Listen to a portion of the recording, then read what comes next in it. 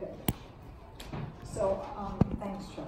That was great. A little bit about the history of the house, and I'm going to focus more on the history of the gardens to give you a really good sense, not only of what the garden looked like, 20, 30, 40, 50, 100 years ago, but the magnificent and incredible effort that has taken place here over the last 15 years to really bring it from what it was at the time that the house was bequeathed to the Montclair Foundation to what we are going to see today. Because there's quite a dramatic difference. On my website, I know the part that people love the most are befores and afters.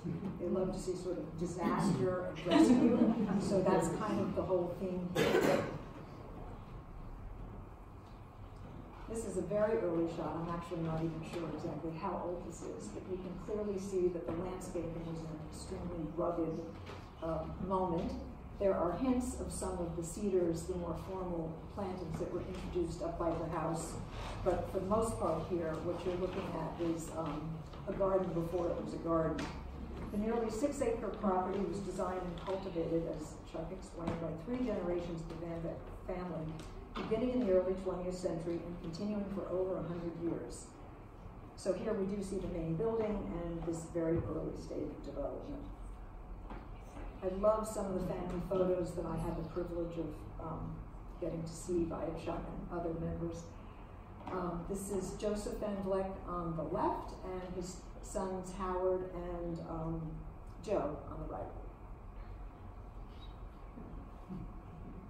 Another family shot, I guess this is Howard older, his wife Betty, his son Joe, his brother Joe laying on the ground, and we're not exactly sure who the other members are, possibly cousins.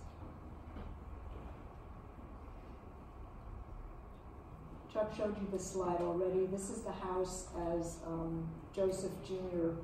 had envisioned and intended the garden. It was a very Italianate-inspired garden, very formal, where we have linear axial views and vistas and things laid out quite formally.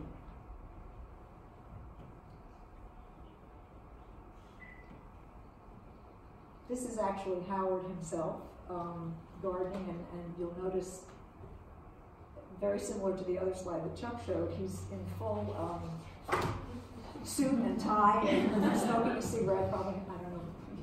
It's just extremely dressed up compared to how we garden today. But he was the last family member to reside here. He followed in his father's footsteps and pursued a degree in architecture. However, his passion for the arts and horticulture led him to a full-time career in painting and gardening. He pursued the rhododendron hybridizing that Chuck mentioned and developed those several cultivars that were named after family members and were eventually recognized by the Royal Horticultural Society, notably that pale yellow one, which is really extraordinary. Very unusual to see a yellow rhododendron. In 1993, he bequeathed the estate to the Montclair Foundation, and in 1995, the property was legally designated a public garden and issued a New Jersey Green Acres grant with a mission to use the property as an open classroom for horticulture, gardening, and public viewing. So we're very blessed that this actually was a huge gift to Montclair that we can all enjoy today. So let's fast forward to 2006. This is really where my story picks up. And this is State Fairs when Rodney Robinson, architects of I think Wilmington? Yes. Were retained to create a full roadmap for the development of the property. And there was quite a bit to work on, as you're going to see. The Robinson design team made several initial site visits, and they came up with a list of strengths and weaknesses of the properties. And I was very fortunate to obtain their the shots from their original visits in 2006. So this was the first time I had ever seen them. And it was just amazing to look back and really remember what the property looked like before the foundation was able to really approach it and deal with the issues. Everything was overgrown. I mean, as you can imagine, a number of years had gone by, things were dying, things were in decay. Another primary problem was pedestrian safety. A lot of the walkways had deteriorated or just, outright unsafe. So if we were going to look at developing something that people could come and visit as a public space, you would have to really think about making it safe for pedestrians. People don't want liability, people falling. This, I think, was interesting to me because I see these little sticks there, I guess telling you that maybe you shouldn't walk down that side. You know, I look at that and I would fear the building department and any kind of code enforcement looking at something like that. So safety, accessibility, these were really very primary issues. The house also was extremely shrouded from the street because it was a private estate. The intention was to keep it private, so they had planted the entire perimeter very heavily. And one of the things that was done going forward was to try to open up views inside so that when you're driving by, you don't feel like, gee, what is that? I can't access that. It's not open or available to me. But there's been a lot of effort made to sort of open up peeking views from within. So if you drive around, you can really see that pruning and editing has happened to make it much more available to the public. The plants that dominated and still do dominate to some extent are rhododendrons and azaleas. This is what the Van Vlecks hybridized. This is what they loved. And the other interesting reason that they focused on this group of plants was that they went away in the summer. And so they wanted plants that were going to flower earlier in the season, which is interesting because I thought people moved to Montclair to get away from the sun in the city. Apparently we do that, and then you go someplace else, you know, in July and August when it's really hot. So one of the efforts that was undertaken was to try to diversify the plant palette at the garden so that everything didn't flower in the spring. You'd find things later on in the high summer and into the fall, even in winter, that would create a reason and a destination for people to come. You won't see anything like this anymore at the estate. I mean, this is just sort of vast areas of ground covers left untended, doing their own thing. And then this is the way back at the service entrance. I guess this was the composting area. So this truly was a very neglected spot on the property. It was pretty much a dumping ground. And I'm sure it was very organic soil back there, but it really wasn't any place you know, a visitor would want to visit. So once the Robinson team had come up with a list of challenges, so to speak, they came forward to the committee and presented several options. And a master plan was selected around 2006, 2007. And a capital campaign was launched at that time to raise funds to complete the proposal that Rodney Robinson had come up with. And this is the moment that I entered the picture. And my story begins in a sort of funny way, as many things do. Mike Danahan, who is then a member, still a member of he's a member of the task force working with Rodney Robinson, also happens to be my dentist. So I'm at a routine checkup, and he starts a conversation about the Van Vleck property and the changes that are coming. Mike, like myself, a very avid gardener and a plant geek, and so we would often chat, or rather, you know, when you're at the dentist, he's chatting and I'm going, and so he mentioned that there were these changes coming, and would I be interested in designing phase 1 of the capital campaign, kick off the tennis court garden. So I'm sure I took a rinse break at this moment. I said, you know, as a Montclair resident and a garden designer, I had a business at the time with an interest in historic preservation. This was kind of the perfect gig for me, with the added benefit of being a worthy nonprofit. So it was my way of giving back too. The master plan suggestion for a formal layout was not particularly typical of my style. I think I was into more serpentine lines and Baroque kind of planting. But I think designers, like actors, sort of seek out parts that give them a little bit of a stretch, get to do something different. So this was my opportunity, and I was very excited. I jumped right in. What I'm going to do as we go through each section of the garden, because I'm going to kind of educate you about the whole map. As many years as I've worked here, I didn't know the whole map myself until I prepared this presentation. So there are parts of the garden I had never actually explored. It is big. But you can see right here, this is the tennis court garden, and this is what I was left with from Rodney Robinson. It's just sort of suggestion of these parterres, which are sort of flat beds in the ground, and a proposal for a summer show of flowers. That was really the brief that I was given. So I chose to take the layout in a little bit of a new direction. Oh, I'm going to show you some actual before pictures. These were, I've never saw these before, and Mike Deanahan kept asking me later, did you take before pictures? And I'm pretty good about documenting, but I was so sad that I had nothing before. I was thrilled to see the Rodney Robinson photographs. But you can see there's the tennis court back in there, and it was surrounded by a hedge of arborvitaes, so you could not see it from the outside. It was a sunken, depressed area, and actually you might not be able to see here, but the elevation change was about 2.5 to 3 feet. So it was a depressed, sunken area, and that was one challenge we had to deal with right from the beginning. This is another shot looking from the other direction. You see on the west side the original pergola that is shrouded in common hydrangea.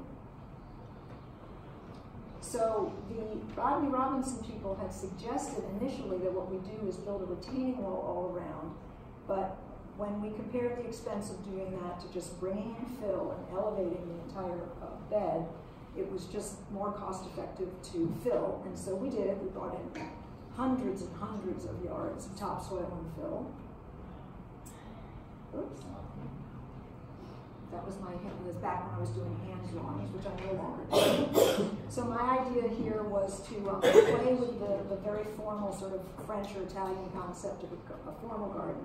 And instead of doing the boxwood hedging all around, which would be very typical of something you might see in Europe at Versailles, I just played with it on the edges, just as sort of a suggestion, and then kind of went crazy in the middle. So it's a contrast between structure and abandon, and it was a little bit of a tip of the hat to something a little bit new and modern for Van Vleck, but still within the formal framework that was asked for. I don't have a lot of construction shots, but this was interesting because this was the installation of the fountain. My partner, Frank Conti, came up with the idea of doing a water feature at the middle of the garden, which I think has become another iconic sort of symbol for the Van Vleck property. He took an urn that we had purchased from Haddon Stone, and he plumbed it himself. He actually drilled a hole in the bottom, and the piping goes up the middle, and this is a, let me just tell me what this is a bulb, a detention bulb is what it's called. And it's used to hold water, but what we did was perforate the outside of it, surround it with gravel, and then surround it with this fabric. It's a rubber barrier used for pools and ponds.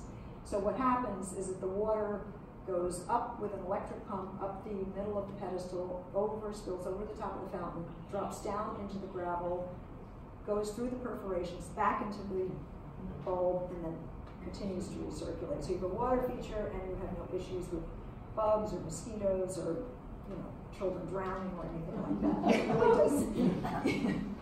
You see, I'm very concerned about liability.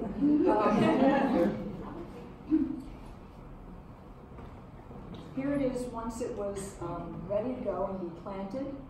We created the parterres not in ground. I chose to elevate them, which gives it another little definition, also very typical of these kinds of formal gardens. That's all bluestone edging. And the pathways are all stone dust, which is exactly what you would see at Versailles or something like that. It compacts over time and really creates a very, very good walking surface, and it's also handicap accessible, which it had to be. This is first year planting, so everything is just tiny, and you should just take note here of how small everything looks compared to what it looks like now, 11 years later. This was early on, so you can see the little edging of boxwoods doesn't continue all the way around, and allowed me to sort of play with perennials at the edges and let things spill over and sort of take their own form.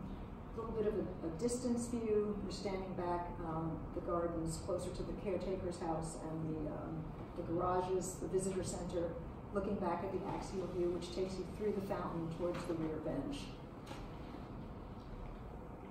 Garden has many seasons of interest. This is one of the efforts made by the whole plan was to really introduce spring, summer, fall, and winter interest to Van Vleck, and not just have rhododendrons and azaleas finish and then nobody's interested in coming anymore. These original tulips, I think, were installed by Mike Deanahan himself. I don't think we have them anymore, though, because they've become a bit of a challenge with the drip irrigation, but they were a beautiful show. Phlox, so I'm in summer here, high summer, Crocosmia, daisies, all kinds of grasses, lady's mantle, bajuca, and the Monarda, which at this point has pretty much taken over, so we'll have to do some lifting and dividing on that sometime soon. A little bit later in the season, Echinacea, white swan, here, the Monarda in the back. This is Verbena bonariensis, which is an annual that self-sows that I absolutely love. Just does its own thing everywhere. You put it in and it just pops up wherever it wants to, and it's always a beautiful see-through airy plant. A little bit later in the season, the Joe Pye has really made a statement here. Eventually, I think originally designed that were at the bottom of the fountain had to change because there was so much splash coming from the water of the fountain that it was killing everything. So we had to find plants that were going to really survive in that environment, so the irises were a great solution. Later on into the fall, you're still getting the big show from the limelight hydrangeas, which are on standards. There's one in each quadrant. They are very showy, and they make a beautiful contrast with the house in the rear.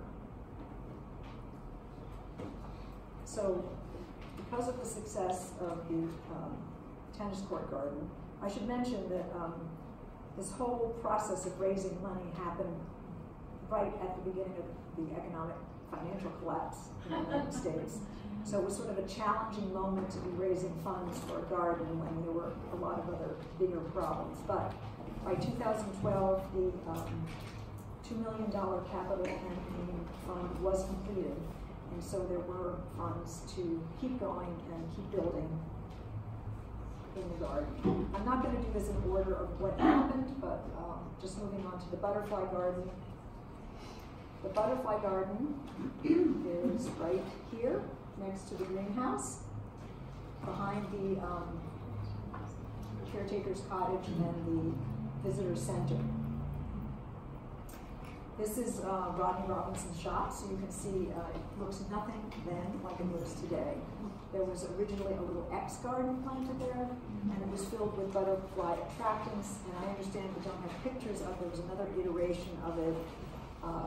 Students from Montclair Kimberly Academy, I think, suggested turning it into an actual butterfly-shaped bed, so it had maybe a couple of years in that. And that butterfly, the one that MK did face the greenhouse. You'll see the one later that was put in there will face towards the old greenhouse. But then, I guess the concept was presented of turning it into something a little bit more formal, something more permanent. And here's another picture of the X garden. And Molly Dowd, who I believe was she a member of the board at the time? She was. Yes. She was the designer, and she came up with an absolutely beautiful concept for this butterfly. It was just extraordinarily detailed, very organic, very beautiful. There was a lot of detail in it. It was not an easy thing to build. There were all kinds of stones that were going to be embedded in a wet laid application. And it really took a tremendous amount of engineering and effort to get this project to come to life. It is a wet laid application, which means that it's set in concrete. So the first part of it that was done was the frame, the cross. And I think we started sort of in the fall. I don't remember exactly which year, but I know that in order to translate this, because it's not an easy drawing to translate into the field and to make it up to that scale. So Frank, my partner and husband, Terra Graphics, who built this whole butterfly, actually sat on the office of our floor and hand cut out of paper every shape that had to be made to scale and put it all together by himself on site to sort of get everything lined up in the right place. That's Frank. This was the initial phase of construction. We started with the wings, and you can see they're starting to set all these stones into the wing area. The drawing called for, I think, 4 or 5 different colors of stones, and we imported stones from Mexico to do this. They were very special stones. They were round. They couldn't be too sharp because you're going to have children walking all over this, so you want something soft. And the stones were all embedded in the concrete. So you can see, you know, what a complicated idea this is to execute. The center portion was a little brick walkway that will also be in here at the head and body of the butterfly. And then I think what happened is it got really, really cold. But Vleck was on a deadline, so there was no stopping production, so we built a tent. I think the butterfly decided to go into a cocoon and not emerge until she was finished. So we set it up in there with heat and music, and the guys continued to work, I think for several months throughout the winter, setting all the stones, one by one. There you can see some of the stones stockpiled, waiting to go in. But these are all forms that were set to differentiate the different areas of color. So there was a lot of handwork and very careful coordination involved in getting this to come off. There's the butterfly head. There's the head and the antlers and some of the other stones just sort of waiting to go into their proper place. There she emerged finally. This was still the winter, but she came out, and it really was a very exciting thing to see, because I don't know that we've ever done anything or will ever do anything again exactly like this. And the benefit of having the hardscape the way it is you can plant it and lose a lot of that shape, but it comes back in the winter when everything dies back. So here was the first year planting. You can see it just sort of starting to take off with little seedlings. And then a bit more mature, filling in. And of course the purpose of this garden is to attract butterflies and all sorts of wildlife, birds as well, and bees. And so one of the main plants that gets used, of course, is butterfly weed, but you will find many other. This is Asclepias tuberosa, one of my favorite plants, not just because it attracts butterflies, but that orange color is just such an unusual color in perennials, and I'm always happy to see it. This is the view from the other side with the greenhouse at the back. I'm going to talk about that in a second.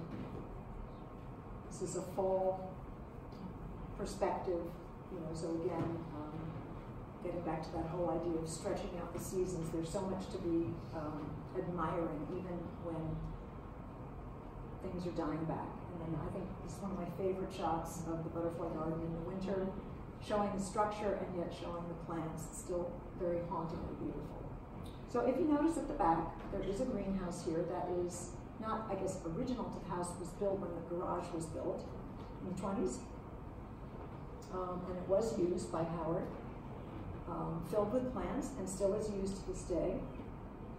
But what's being done with it now, this was the old system of keeping it cool. It was sort of a roller shade system that got moved around, and you could just manually move it up and down to keep the greenhouse from becoming overheated. But now, when I spoke to Laura Roberts, who's the garden manager, about what this white covering is, because I didn't know what it was, it's something called Cool Ray, and it gets sprayed on maybe once or more throughout the year as it deteriorates, but it keeps down the intensity, and it's, you know, far easier than having to sort of, you know, run back and forth and roll the shade up and down. So it's very effective, in case you're wondering what that is. The formal garden is the garden that we saw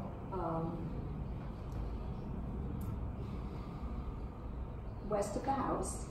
that was planted with the cedars initially, and later with the Chinese wisteria that's so, so iconic to Van Vleck.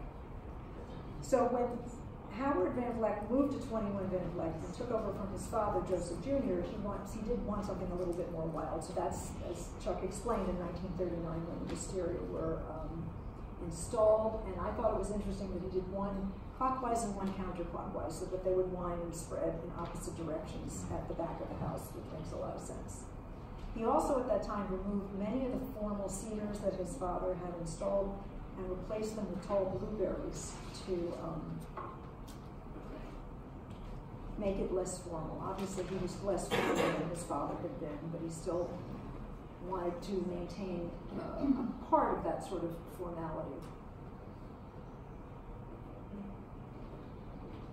Here you can see it was before he got his hands on it.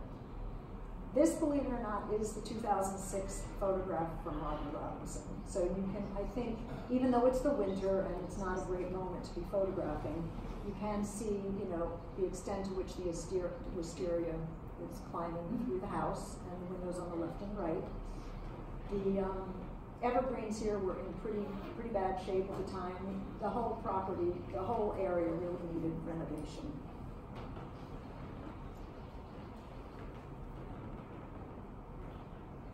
As we know about the wisteria, which is the main feature at the back of the garden, but there's so many other areas to explore, such as this courtyard that we're sitting next to, which is just lovely and quiet, also has a water feature.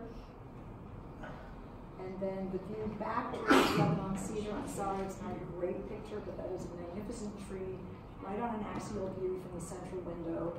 And it gives you a sense of the alleys of trees on the left and the right, this double border.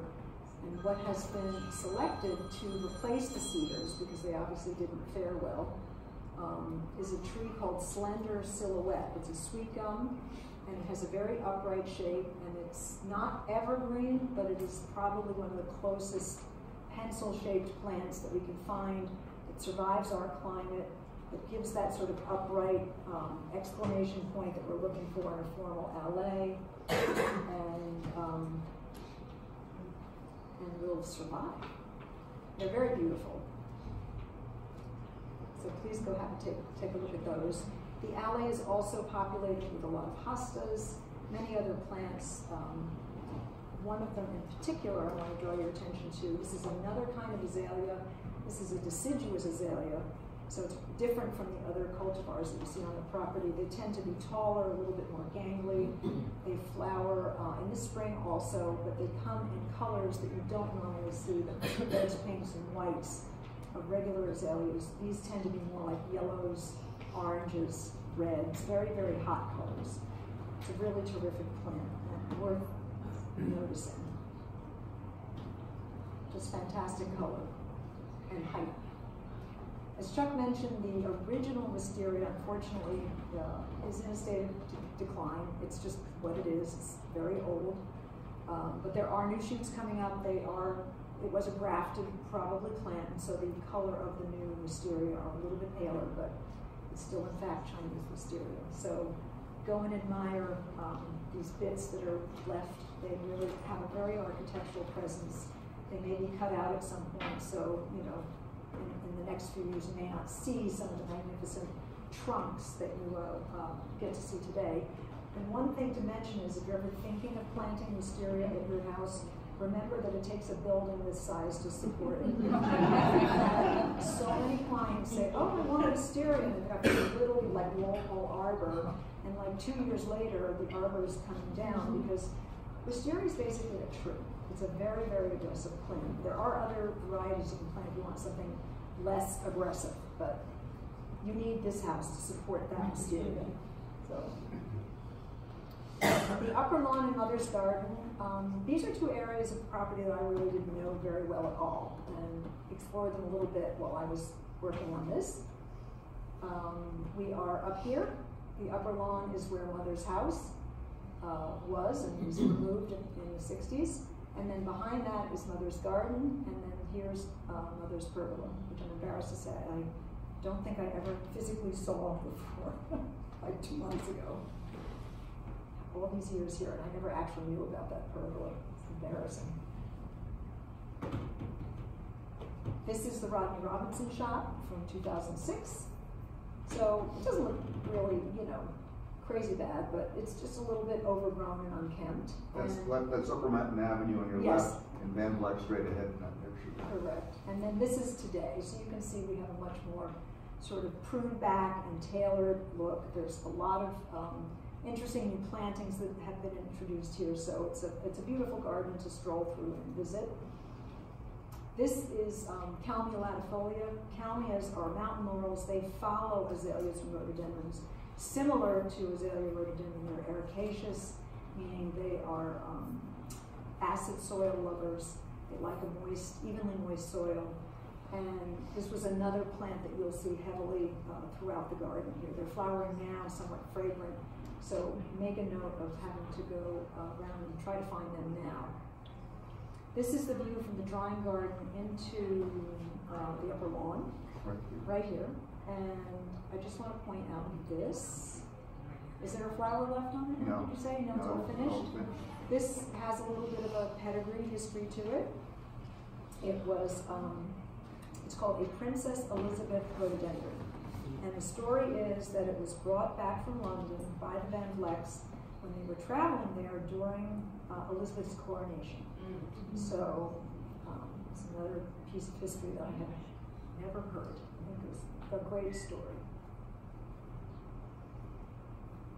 Mother's Pergola, just really a romantic spot towards the south side of the property. Features two kinds of hydrangea, climbing hydrangea, the regular hydrangea pedularis, and then there's a Japanese version of hydrangea. I'm not going to try to pronounce the Latin name on that because it sounds like schizophrenia, so I'll just let you look it up. And here's the view back if you're standing in Mother's Garden, Mother's Pergola, looking back towards Mother's Garden. It's a really lovely view. These are all areas that were, rather new to me. Close by and close to Upper Mountain Avenue, there's something called the Ring of Fire, also a new discovery for me. It's a fire pit, and it recalls Howard's deep ties to Boy Scout organization. And I think Chuck told me it was originally in another location that got moved, but Over in the wetlands. over in the wetlands. Oh, so it's back there. Okay, I didn't know that. Spring show of bulbs in the same area near the Ring of Fire. In the effort to create multi-season interest, there is a winter garden that has been now installed in the upper lawn area. So you can find some amazing plants if you feel like coming out on a cold day in winter. This is Cornus alba. This is a variegated, this is a red twig dogwood. This one is called Winter Flame, perfectly aptly named. And this is the kind of red twig show that is very exciting in winter, particularly if it's snowing and you have that red-white contrast. And another great performer for winter show is Ilex verticillata, or winterberry. Spectacular for arrangements in the winter, fall and winter. The edible garden is located on the other side of the conservatory, so here. I mean, after the butterfly garden went in, I think the edible garden really just felt a little bit neglected and had to be paid some attention to. This was its original iteration. It was in ground, and it was a working garden at the time, but it was just not as formal and sort of dressed up as it is now. My partner Frank, again, was involved in the construction of this. He designed it, and the layout was made to be maximized for production of vegetables and leafy greens, and also to allow access for wheelbarrows and anything one needs to tend to a vegetable garden. The beds are all raised, which is very typical of kitchen gardens, but instead of doing them in wood, which is also typical, we went for an elegant bluestone here that's vertically set in concrete footing, and it just gives a really, really beautiful finished look. Here it is, the fence post starting to go in and completed, all filled with beautiful new soil ready for planting. And today, the garden is actual working garden. The primary crops are leafy greens and herbs. There's lovage, horseradish, oregano, sage, thyme, garlic, chives, plus asparagus, rhubarb, blueberry, cranberry, strawberries. The Vleck staff actually harvests this garden, and all the crops are donated to Tony's Kitchen, and possibly elsewhere, so I'm not sure. But this is a garden that is really consumed. It's not just here to be looked at. There's also an education staff that does children's programs in the garden, where children are able to figure out that food does not come from Quick Check and that they can actually grow it themselves.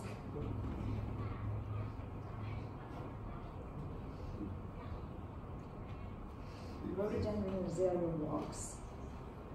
Obviously, this is a very important part of the whole property because the azalea and rhododendron collection is especially special to Howard Van Vleck. This is where he spent all his efforts hybridizing. And one thing that I wanted to note is that azaleas, all azaleas and rhododendrons, by the way, are in the genus Rhododendron. So that means that all azaleas are technically rhododendrons. However, as we know, the azaleas tend to be smaller plants with smaller leaves, and they can be deciduous or evergreen, whereas rhododendrons tend to be larger, have bigger, thicker leaves, and typically larger flowers too. You will find rhododendrons in the azalea garden, but you will not find azaleas in the rhododendron walk. So there's a little bit of, cross-referencing here, but not completely. So here's the rhododendron walk here, and the azalea walk is down closer to North Mountain. So this is North Mountain area, and this is up just above the tennis court garden. And there's really a lot of lovely paths going through here that you can walk through. This is a before picture showing how overgrown things were. Things had gotten very large. There was a lot of dead branches that needed to be removed. And today, a much more edited, maintained, pruned back, and varied presentation. There are beautiful grass pathways in between. You can really get lost in here. I come and I walk around and I still can't find where I'm going. And you just get lost walking through all these beautiful plantings. This is the famed Howard Van Vleck yellow rhododendron. Again, a very extraordinary, unusual color to see ever in a rhododendron. There's a rhododendron on the market now called Capistrano, and it's a beautiful yellow, but it fails every winter. So it's impressive that there's a yellow rhododendron that's been hybridized that actually obviously tolerates our zone 6 weather. It's beautiful. Walkway through the rhododendron walk today. Just very, very romantic. It really makes a lovely spring visit.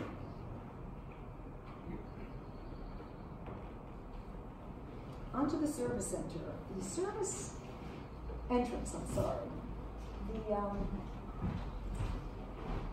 The service entrance was probably one of the most neglected areas on the property. We're over by,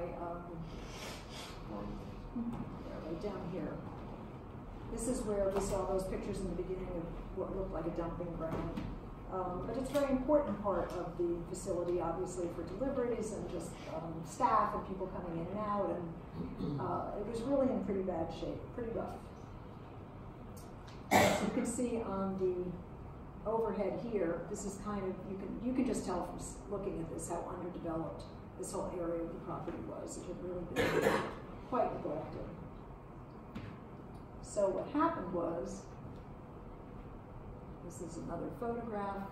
It actually looks earlier than 2006. I was looking at this picture and thought it was more like the 70s. But this was the state of the shed, which I think was another liability. And then this mulberry tree was extremely threatening. And here we are today. There's a beautiful new arrival on the North Mountain side, and these you can also see the beehives on your left there. Oh, right. Just above the left yeah, gate. and I'm going to show the beehives in a minute. These gates were repurposed from Upper Mountain. So were these the gates that went into Mother's house? Yes, they were. Yes, okay. So it's just terrific that they found a new home and they're doing their job now in a new place that really needs them. The plantings in this area, it's a service entrance, but it's just as beautiful part of the garden to visit. This is Weigela,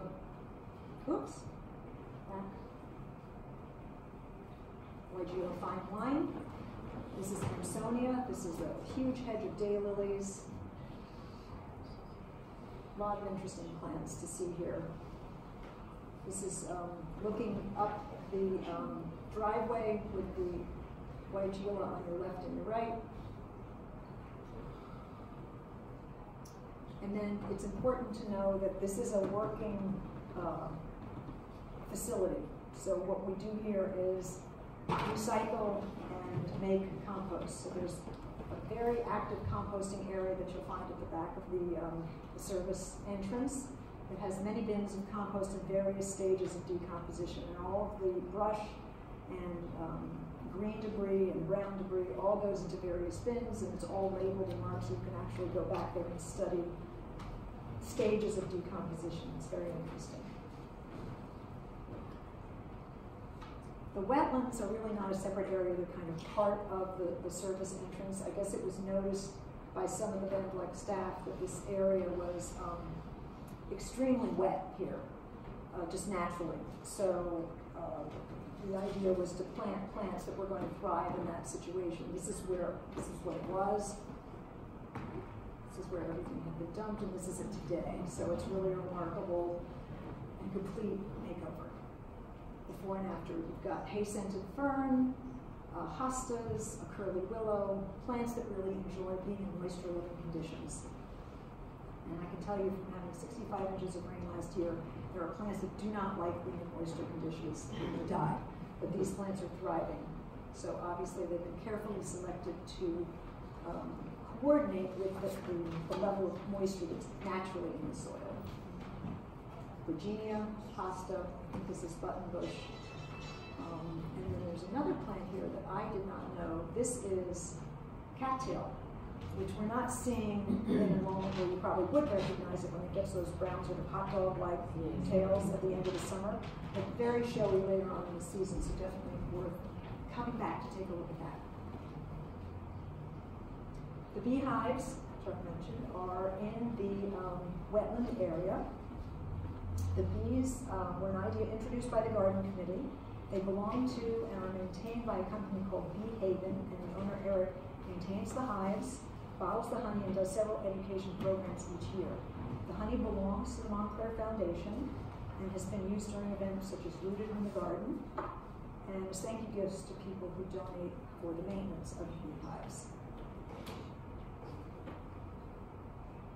And there they are doing their thing. So it's very fun to go over there and watch them buzzing around. The walkways might not be the most interesting topic to you, but if you're a garden designer, you understand that egress and ingress and getting people around and getting them around safely and getting them around in an interesting way is actually a very important part of structuring the whole garden experience. So the walkways were, as we mentioned before, often not in great shape, but there was also two driveways that were cutting through the entire property. There was an upper one and a lower one. And this was not a good idea since there were going to be so many pedestrians and visitors on the property. We didn't want to have cars moving through from the north end to the south end of the property. So all these driveways really had to be, let's say, eliminated. The walkways, again, as I mentioned earlier, were just in a state of disrepair. So you can see what the transition that happened here is the driveway now ends. This is the front of, not the front of the building, the west side facade, azalea and flower, but the driveway now transitions to a pedestrian walkway. And I guess in the case of emergency, a vehicle can still get through, but it's really meant to stop cars at that point so that from that point on you have a very safe and private experience while you're walking through the gardens. All the walkways have been redone throughout the property, so they're not only safe, but they're beautiful. This is irregular bluestone that's dry set. I think it really creates a beautiful experience when you're walking through a garden, have an interesting walkway to kind of take you through. Creates a little bit of mystery. The stairs have all been reset and made safe with railings, so we hope nobody's going to fall. And then these really fantastic woodland walks were created with, what is the wood that's used for the edging? It's black locust, right? Because it's very, very indestructible. So if you wander around the property, there are a great number of these woodland walkways that have been created throughout, and they really take you on kind of a fun adventure. And it's great to just discover them. I was really having fun doing that. This one you can see, you're kind of right along up a mountain here. So again, that peek through, being able to kind of see into the property, which is new, is really important. And you can walk right through there and just explore. I think it's a fantastic place to bring kids. In the wetland garden, there's a walkway here that's actually a little bit different. This is called bean clay. It's very similar to what you would get on a baseball mound. It's a clay product that has a tackifier in it, hardens, and so it becomes very, very good for all kinds of weather and for pedestrian traffic. Finally, we're going to wrap up with the Visitor Center and Caretaker's Cottage. These two important outbuildings offer the workspace for the garden maintenance staff and classrooms for the visitor and educational classes. This is an early view right in this location here, these two buildings opposite the tennis court. This is an early view. You can see the driveway coming right up to the door, and you know these trees are no longer there. But this is today. Permeable pavers and a much more attractive arrival to the caretaker's cottage. The area in between the two buildings was kind of desolate, and now it is lushly planted, all in between with sarcocoa, which is Somalian sweetbox, and many, many other interesting shrubs. Looks like oak leaf hydrangea. But even though it's not an area you would think to go visit, you should actually go and see it because there are many, many plants to explore in this pocket of the garden. And then finally, the visitor center itself was beautifully renovated and turned into classrooms for all kinds of programs for adults and children's education to support Van Vleck's commitment to horticulture and the environment. Now, Laura, some more shots of the education center. It's really beautiful inside. Again, the permeable pavers, and I want to invite you to visit the garden in every season, whether it's spring, this is still spring, or into summer, fall, and even winter. There really is no longer a season where the Van Vleck plantings are not of interest and worthy of a visit. And one thing I found out about, which I was not aware of, is there's actually an app. And this Van Vleck's Very Modern has an app. You can download this. You can get it texted to your phone, and you can do a tour, or you can go onto the website and download it. And it will give you 3 different guided tours, and one's about bees, one's for children, and one's just a general tour. So it's a very, very well done way to self-guide yourself in case my presentation is confusing. You have no idea where you're going. My partner Frank unfortunately couldn't be here today, not for a bad reason, but a good one. We thank everybody, Chuck and Michelle, for everybody who helped us put this presentation together. Laura Roberts, who's not here, is the horticultural manager. If anybody has plant questions, she is your go-to gal. You'll find her in the Caretaker's Cottage. I highly recommend a visit to Laura. So we are very fortunate to have great weather today. We're also fortunate that it rained all spring, so the flowers look amazing. Please tour the gardens here. Go on your self-guided tour. Thank you for your continued support of Van Vleck, and not just today, but try to remember us all through the year. Thank you.